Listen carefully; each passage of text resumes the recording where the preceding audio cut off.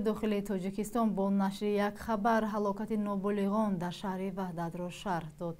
به اطلاع نهاد در پی سوختن منزل در شهر وحدت 3 کودک به هلاکت رسید.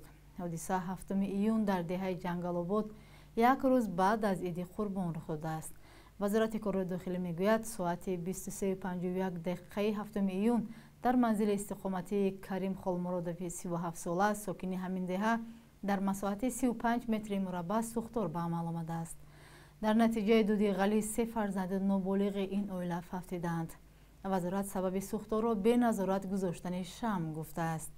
با گفته یک همصحبت رادیو آزادی، یک روز پیش از حادثه در دهه برق نبود و والدین 3 کودک فقیده در خانه شمع روشن کرده بودند. کاربران رادیو آزادی با ارسال نوار از جای حادثه گفتند کودکان فقیده 5، 8 و 10 ساله بودند. با گفته مؤلفان 2 خانه پوره سوختند. فعلا معلوم نیست که در وقت سوختار والدین کودکان فقیده در کجا بودند. وزارت کار داخلی میگوید تحقیق این حادثه ادامه دارد.